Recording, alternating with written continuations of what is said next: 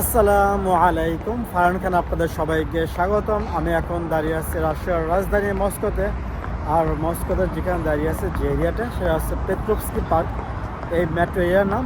তো আপনারা জানেন যে রাশিয়াতে যে এরিয়াটা আছে বা মেট্রো এরিয়ার উপর বেস করে ওই এলাকার নাম নির্ধারিত হয়, অথবা ওই এলাকার উপরে ভিত্তি করে মেট্রো স্টেশনের নাম নির্ধারিত হয়। তো এটা হচ্ছে পেট্রোভস্কি পার্ক। এখানে মেট্রো স্টেশন আছে দুইটা, একটা হচ্ছে 13 নম্বর লাইন আর একটা হচ্ছে কত নম্বর লাইন ভুলে গেছি। তো এখন হচ্ছে রাশ আওয়ার আর আজকে হচ্ছে সোমবার। তো আমি আপনাদেরকে এই এলাকা একটু ঘুরে দেখাবো, এই এলাকার আশেপাশে। আর আমার পিছিয়ে দেখতে পারতেছেন যে দ্য স্টেডিয়াম ভিএতে অ্যারিনা। তো আমি একটু আশেপাশে ঘুরে দেখাবো। আর এই এরিয়াতে দ্বিতীয় বিশ্বযুদ্ধের সময় অনেক স্মৃতি আছে কিন্তু।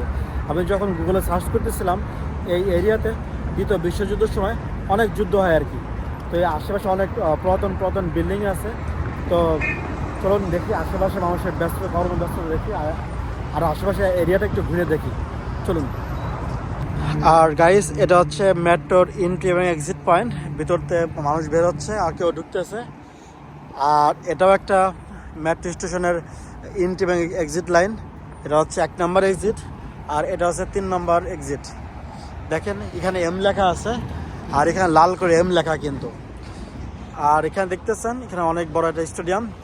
এটা হচ্ছে ভিএতে অ্যারিনা।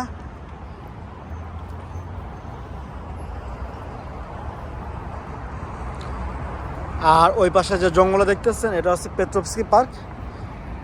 আর এই এরিয়াটার নাম হচ্ছে পেট্রোভস্কি। আর এই পাশে একটা বড় একটা হাইওয়ে গেছে। চলুন আশেপাশে একটু ঘুরে দেখি।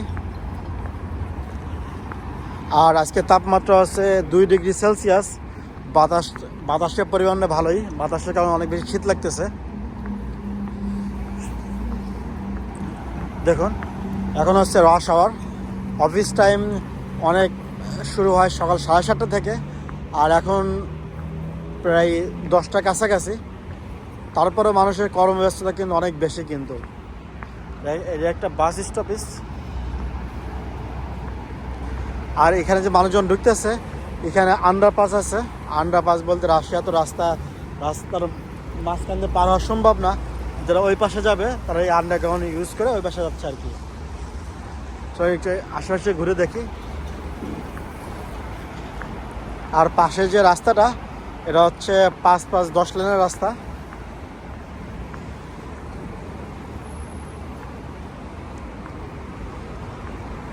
আর একটা কথা শেয়ার করে রাখি, যারা হচ্ছে বৃদ্ধ মানুষ সেদে উঠতে পারে না, তাদের জন্য মেট্রো স্টেশন ঢোকার জন্য লিফটের ব্যবস্থা আছে কিন্তু। তো সচরাচর যারা সুস্থ ওরা কেউ এই লিফটে ব্যবহার করে না। তো নিয়মটা সবাই ফলো করে কিন্তু। আর কেউ লিফটের নাট বল্টু কেউ খুলে নিয়ে যায় না। দেখেন কত বিশাল বড় একটা স্টেডিয়াম।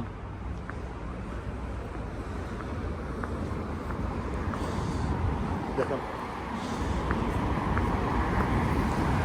পাশে যে বিল্ডিংগুলো দেখতেছেন, বিল্ডিং অবস্থা দেখে বুঝতেছেন এগুলো অনেক পুরাতন বিল্ডিং, 50-60 বছর পুরাতন বিল্ডিং। আর ওই পাশে ওইটা দেখা যাচ্ছে অনেক আধুনিক বিল্ডিং কিন্তু হচ্ছে কিন্তু। আর রাশিয়ার সোভিয়েতের আমলে 2000 সালের আগে যত বিল্ডিং হয় মোটামুটি অলমোস্ট সব কিন্তু সোভিয়েতের যে ডিজাইন আছে ওই ডিজাইন ফলো করে কিন্তু বিল্ডিংগুলো হয় কিন্তু, ঠিক আছে। দেখেন এই পাশে ল্যান্ডে একদম ফাঁকা, এই পাশে ল্যান্ড হচ্ছে বাসের লেন আর অ্যাম্বুলেন্সের লেন। তো এই লেনে ভুলেও কেউ আসবে না কিন্তু। দেখেন এই লেনের জন্য বাস এখানে নির্ধারিত। এখানে এই 3টা বাস স্টপেজ আছে, অনেকগুলো বাস চলে। দেখেন কত লোক বাসের জন্য ওয়েট করতেছে। এই যে একটা বাস আছে E30। দেখেন সবাই কিন্তু এখন বাসে উঠবে কিন্তু।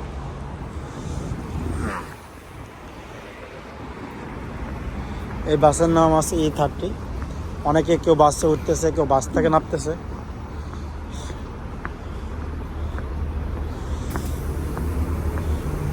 দেখুন এখানে অনেকগুলো বাস স্টপেজ, 1টা 2টা 3টা 4টা 5টা। আর সবগুলোর সাথে বসার জায়গা প্লাস ডাস্টবিন তো অবশ্যই থাকবে। দেখেন গাড়িগুলো শহরের ভিতর দিয়ে অনেক স্পিডে চলে, 80, 90, 100 অনেক স্পিডে চলে। আর আজকে সোমবার হওয়ার কারণে রাস্তায় কিন্তু গাড়ির কিন্তু হেভি প্রেশার কিন্তু। দেখেন এখানে কত লোক বাসের জন্য ওয়েট করতেছে। দেখেন এই একটা বাস আসলো, এটা বাস হচ্ছে T70। বাসটা একটু ফাঁকা, বাসের লোকজন একদম কম। আর একটা যে বড় বাস আসতেছে, হয়তো এই বাসের যাত্রীর সংখ্যাই বেশি হবে। যে রুটে বাসের যাত্রী প্রেশার বেশি, ওই রুটে বাসের সাইজ বড় প্লাস বাসও বেশি। না এটাই থামবে সামনে থেকে বাসের সামনে থামবে আর কি। দেখেন মানুষজন কি দৌড়াদৌড়ি শুরু করছে বাসের জন্য। সরি, দুঃখিত, এটা সোমবারের কোম্পানি বাস, কারণ এটা পাবলিক ট্রান্সপোর্ট না, এটা কোম্পানি বাস। এসব দৌড়াদৌড়ি করতেছে দেখুন।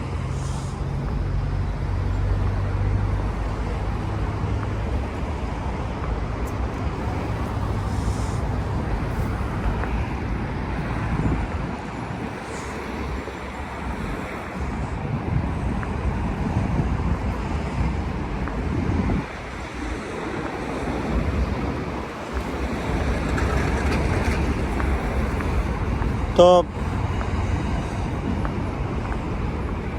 রাজশাহীতে যেখানে ভাস্কর্য থাকে, এখন ম্যাক্সিমাম ভাস্কর্যই কিন্তু দ্বিতীয় বিশ্বযুদ্ধের উপর বেস করে কিন্তু ভাস্কর্যগুলো তৈরি করা হয়।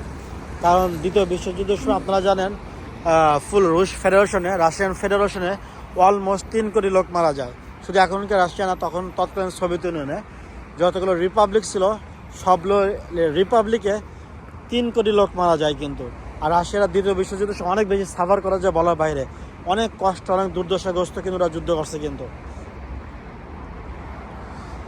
এবং নিজেদের ঘরবাড়ি নষ্ট করছে এবং ফসলপত্র নষ্ট করছে, যাতে এই জার্মান নাৎসি বাহিনী না খেয়ে মারা যায়। তো অনেক কাহিনী আছে এটার উপর, অনেক ফিল্ম আছে, অনেক এই ডকুমেন্টারি আছে, আপনারা দেখে নিতে পারেন। কারণ সোভিয়েত ইউনিয়ন ওই সময় অনেক বেশি সাফার করে কিন্তু দ্বিতীয় বিশ্বযুদ্ধের সময়।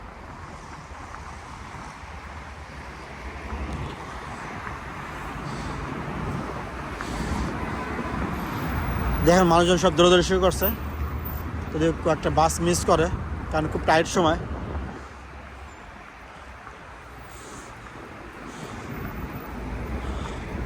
ভালোই শীত পড়ছে।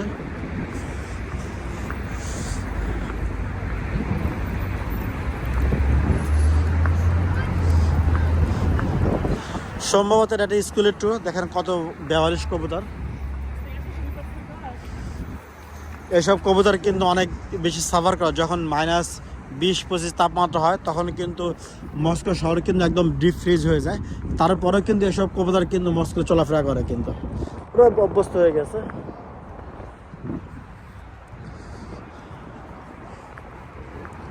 তো গাইস, এর একটা শর্ট ভিডিও ছিল, আশা করি আপনার ভিডিও এনজয় করেছেন।